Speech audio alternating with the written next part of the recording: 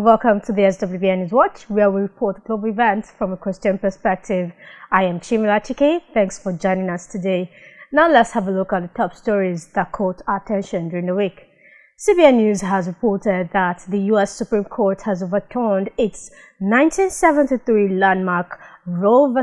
Wade decision that legalized abortion nationwide for nearly 50 years.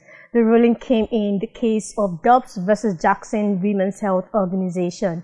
The case challenged Mississippi's 15-week abortion ban and whether it was unconstitutional. It was enacted in 2018 but was blocked after a federal court challenge. Still quoting CBN News, the state of Mississippi asked the High Court to uphold its law and directly challenge the precedent in Roe and the 1992 Casey v. Planned Parenthood that held that states cannot ban pre-viability abortions, that is, those done before a child can survive outside the womb. The decision, unthinkable just a few years ago, was the culmination of decades of effort by pro-life advocates. In a statement, Franklin Graham, President and CEO of Samaritan Sports and the Billy Graham Evangelistic Association, said that, quote, the United States Supreme Court just announced one of the most significant rulings in my lifetime, officially voting to overturn the 1973 Roe v. Wade decision because it was egregiously wrong from the start. As stated by Justice Samuel Alito, the radical left is calling for a night of rage. Pregnancy centers are already being vandalized and attacked, and our U.S. Supreme Court justices are being targeted with threats and intimidation. Still quoting Franklin Graham, Roe v. Wade passed 49 years ago has resulted in the deaths of over 63 million innocent children in this country. Sadly, this decision is not an end to abortion. It pushes the battle back to the states. Graham continued to say, still quoting Graham, he says, my prayer is that every state will enact protections for children in the womb and that our nation will value life and recognize the rights of our most vulnerable. End of quote. Before the overturning of Roe v. Wade, the Christian Post had reported that the FBI was investigating the recent attacks and vandalism of pro-life pregnancy centers and churches as potential acts of domestic violence or extremism ahead of the U.S. Supreme Court ruling that could overturn and has overturned the Roe v. Wade decision that legalized abortion nationwide. Meanwhile, The Guardian UK has reported that massive protests swept across the U.S. in response to the Supreme Court decision overturning the constitutional right to abortion. On a religious freedom matter, Channels TV report has it that there was a mild drama at the Supreme Court premises in Abuja when Malcolm Omirabo, a human rights activist, appeared in his lawyer robe complemented with other traditional apparel. The human rights lawyer, who said he was a traditionalist, argued that his decision was based on the Supreme Court judgment that ruled in favor of Muslim students wearing their hijab in Lagos schools. On this note, Omirabo said he will encourage others to wear their religious attire to work. He went on to express his gratitude to the Supreme Court for the ruling. Watch. Sign it. I said, okay, it's good. So I said, okay, I need to also be appearing on my religious attire of worship. So because it's good, it's good for man to be with God all the time. So. This is my mood henceforth, and my children will go to school like this. I will encourage my relations, my friends, so that we can. Those in the army, those in the police, those in the navy, those in doctors, lawyers, they will dress in their mood of this. I'm very grateful to the Supreme Court. I'm very happy about the decision. This has been going on for some time. In the case of the provost of Kwara State Polytechnic, Kwara State College of the provost of Kwara State College of Education versus Basirat, the court was very clear that the students should wear their hijab, the female students, and they should not be stopped or prevented, because to do so will amount to a violation of their right to freedom of religion, dignity to their person, and also discrimination. Just Friday here, the Supreme Court also gave a decision like that. So you see, the foundation for this is well spelled out. There are other cases. You have Abdul Karim versus Lagos State, where the court held similar decision. Before Mirabeau's advocacy, the Supreme Court had set aside the restriction the Lagos State government had placed on the use of hijab by female Muslim students in its public primary and secondary schools.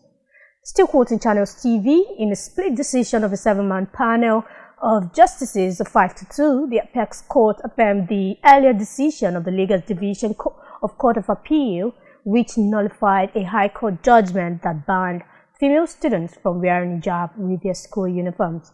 The court dismissed as lacking in merit an appeal Lagos State government lodged against the Court of Appeal decision. Note that Justice Kudirat Kekere-Ekun prepared the lead majority verdict and was read by Justice Tijani Abubakar. Meanwhile, the Supreme Court said it found no reason to reinstate the October 17, 2014 judgment by Justice Grace Onyabo of the High Court of Lagos State, which upheld the ban on hijab. Still on the use of hijab in public schools, earlier this month, Punch News reported that the Kwara State government had approved the reopening of Oyon Baptist High School in Jagbo for students to resume academic activities after 119 days of closure over the crisis caused by wearing of hijab. The school was closed down by the government on February 3, 2022, following a crisis between Muslim and Christian parents who besieged the school to defend their respective faith on the wearing of hijab by female Muslim students in the school. At least one person was reportedly feared killed, while 11 others were injured during that crisis. Moving on, Vanguard has it that a Christian evangelist has apologized to her followers after she announced the birth of her baby out of wedlock. Evangelist Patience Otene, in a Facebook post, told those who feel discouraged considering the fact that she always advocated for godliness that, in her words, "I am truly sorry." She encouraged her followers not to lose faith in God because of what has happened to her. She added that she never planned to have a child out of wedlock and has gone through the toughest of times in the past month while discovering that staying in God's will was the best. Meanwhile, Otene admitted that it took her a long time to make the birth of her child known to the public. In her words, quote, "The devil cannot shame me with what I have exposed. I would rather expose it to light than remain in darkness. It took me time, but now I am free." End of quote. Moreover, she begged her followers not to lose faith in God, asking that they pray for her as she is struggling spiritually at the time of this report. Moving on, the twin sister to the late gospel singer Osinachi Nwachukwu has told the Federal High Court in Abuja, Nigeria's state capital, that Osinachi did not die of ulcer. Channels TV reporter AMARACHI is saying that her sister died as a result of the constant beatings she suffered from her husband, who kicked and punched her frequently. The deceased husband, Mr. Peter Nwachukwu, is facing a 23-count charge bordering on domestic violence and homicide, among others, to which he has pleaded not guilty. At the time of this report, the High Court in Abuja had directed that the children of Mr. Peter and late Osinachi Nwachukwu would testify before their father while wearing a blindfold and staying behind a shield. Still on Osinachi, Premium Times has reported that the famous gospel singer was buried amidst the tears of her family and friends at her father's compound in Isochi, Umunochi, Abia State, Nigeria. The burial was attended by her twin sister, siblings, parents, her children, and pastors from Dunamis Church, as well as her fans. However, her husband, Peter Nwachukwu, was absent at her burial.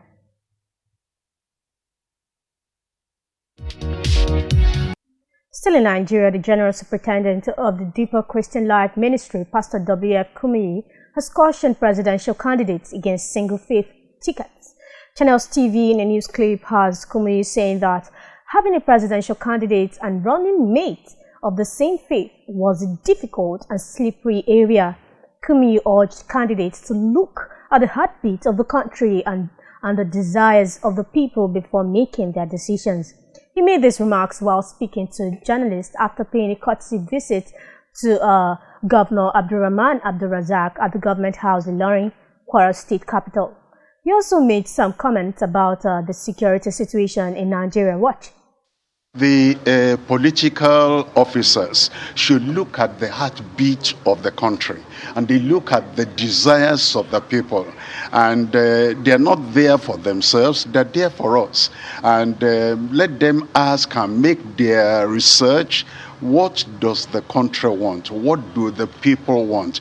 And if they listen to the people at this time, we'll be confident that they'll listen to us when they get there. It's difficult to preempt issues, but you know, by the grace of God, I believe that the security agents are doing their level best. We can all improve. In every area of life, there's always room for improvement. So I would say in the security, there is a room for improvement, but I want to, credit our officers and those who are putting their lives on the line to secure the whole country. Meanwhile, at the time of this report, Kumuyi had kicked off a Christian crusade tagged Global Crusade with Kumuyi at Eyinkori, an outskirt of Ilorin.